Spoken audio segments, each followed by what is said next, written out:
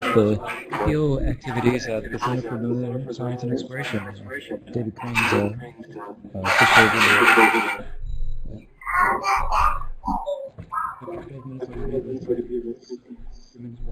Thank you. Thank you. Yeah, so that's good. So I'll just chat with you a little bit about science for our ECO program through the Center for Lunar Science and Exploration, which is led by LPI and NESF. So this is a graphic just showing how all programs with giving the public an experience with NASA, particularly surface science. So our high school program, which I'll talk more about there at the top, will have relatively few folks involved, but they get a very deep experience with actually doing science and research. Public night sky viewing events at LPI will involve activities and observing through telescopes. They have more of an experience, and we'll see a few more people that get to do that. Google Hangouts with CosmoQuest will reach even more people, but not quite the same deeper level. And finally, we have a series of traveling library exhibits, like you see 3 in the back here this week, that we went out to libraries across the country, which reach a greater audience. Our high school research program, we actually began under NLSI over the past 4 years. We had over 200 students from across the country participate in this. We had a really nice spread of schools that served underserved and underrepresented populations. 17 posters from this program were presented throughout 4 years of the NLSI Forum. And some of those years we had some of the posters placed in the student poster competition. A note here about one of the high schools that placed in the competition. They shortly after that forum, they had received a letter from the state saying that their school was labeled as failing, but yet they got like 3rd place in the poster competition here. So obviously they're not a failing school, at least by the state standards they are. So that their participation in that program really helped boost just kind of the spirit of the students and the school in general. And we had one really nice surprise out of the program. One of the schools actually had their research published in Icarus in January of this year. It's an outcome we were not anticipating or even expecting that kind of thing to happen, but it did. And so surprises like that are always nice. The original program focused on lunar studies. And we've expanded it, we're hoping to expand it under survey to include asteroid studies. The program is called Exploration of the Moon and Asteroids by Secondary Students, or XMAS. They begin the first 6 weeks of the program at the start of the school year doing what we call Moon 101 and Asteroid 101. It's really a crash course in lunar science and probably asteroid science, because in terms of the moon, most high school students hopefully can tell you about phases and tides. That's about it. So this is it gives them a first exposure to lunar science, volcanism, impact cratering, tectonics. And then from there, hopefully they'll come up with an idea of what they might want to research, generate their own question. And to help them do that research, we assign them a mentor that they work with virtually, usually through Adobe Connect or just email or telephone calls.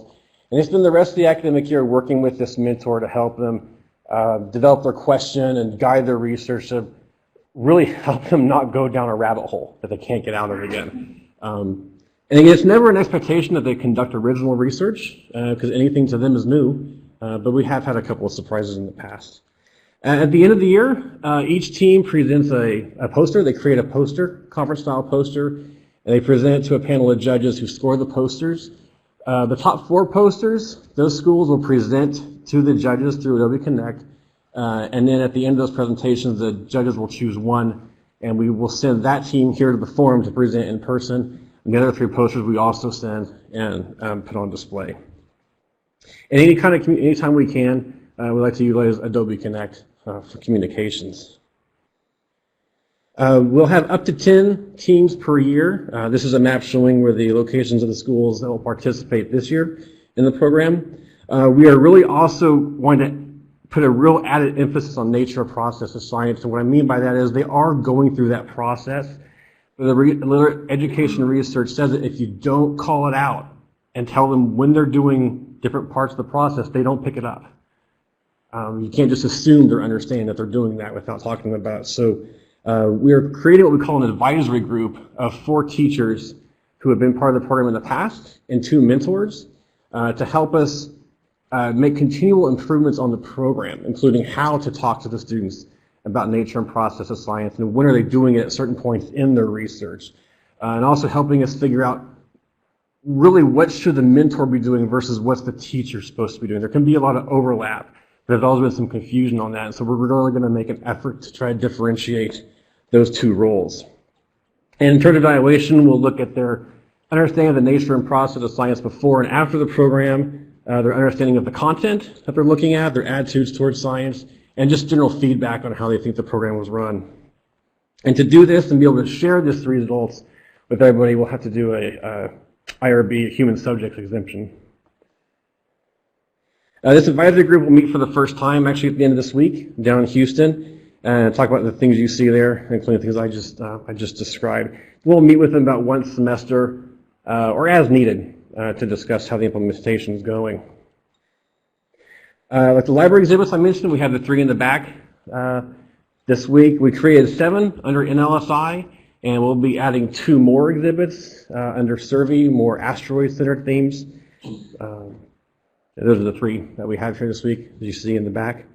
Under NLSI, these numbers are a little old, I apologize, but as of April of last year, these have been to over 40 unique libraries across the country, been seen by over 120,000 visitors. These handles are available on our website for them to download themselves and print if they want to, and those have been accessed over 500 times. And 93% of the institutions that we loan these out to say they use them for some sort of science event they're having at their institution. So like I said, we'll just continue to do that under Survey, adding 2 more asteroid themed exhibits, and there's the topics for them. Evaluation for this, we look at the demographics that the institutions present us for their visitors, the numbers, the perceptions of the exhibits from the visitors, what they think of them, and in how these exhibits were used by the libraries. So we actually designed these specifically for libraries because we found out in surveys that they want this kind of content, but they have very limited space. So if they have just one of these, that's a pretty good amount of space for them, something they can use with the space they have. We also want to work with CosmoQuest to host and produce Google Hangouts once a month with Survey Science team members, not just from CLSE, but everybody else out there as well. So if you're interested, come see me, and we'll sign you up for a month to talk about what you do with Survey. And we'll also leverage an ongoing night sky viewing event program we have at LPI. We call Skyfest. We just invite the public from the JSD and LPI community to come in and observe through telescopes, do hands-on activities with kids, and we'll just be including more Survey science in those activities. So we'll continue doing International Observe the Moon Night, do an event around the Comet Sighting Springs encounter with Mars in October, and also participating in other SMD missions like OSIRIS-REx and having an event surrounding the launch of that mission in a couple of years.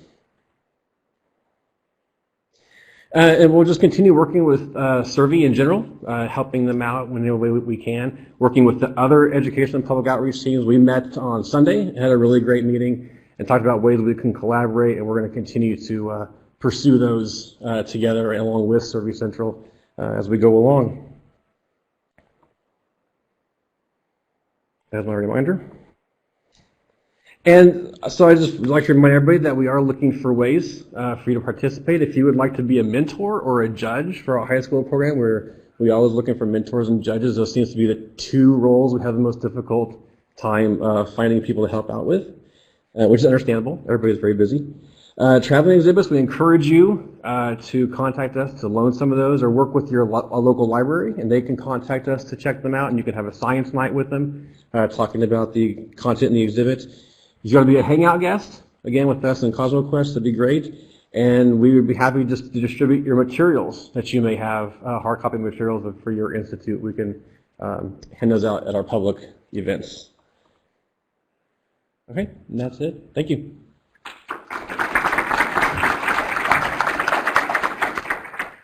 All right, we have time for a few questions.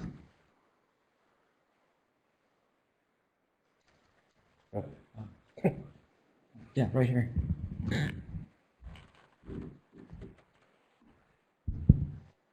Paul Hain, JPL. Maybe I missed it, but How do you choose the high schools? We have an application process, so they have to apply. And it's very difficult. We had 25 for this first year. It's hard. I mean, we'd like to take every single one of them if we could, but just given time and resources, it's just few. But we have an application process.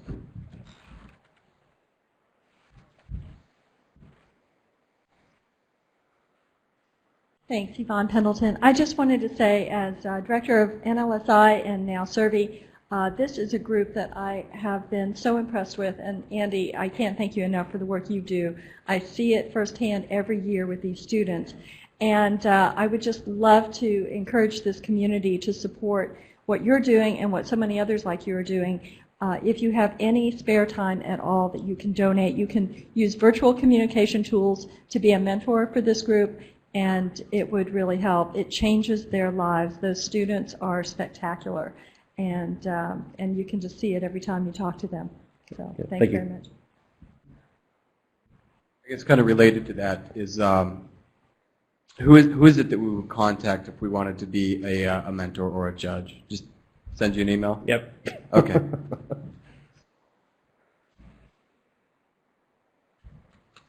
One last question, Dana? Dana Hurley, APL. So can you give us an idea of how the students work on these projects? Is it in class? Is it after school? Or how much time do they actually invest in these projects? Varies on both accounts.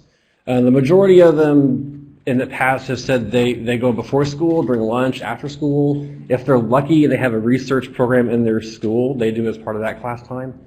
So it's kind of all over the place. In terms of the amount of hours they spend, that's also kind of all over the map. As you would suspect, those that spend more time on it typically do better. But it's anywhere from, in their evaluations, I think they tell us anywhere between 5 to 10 hours a week. Thanks again. Thank you.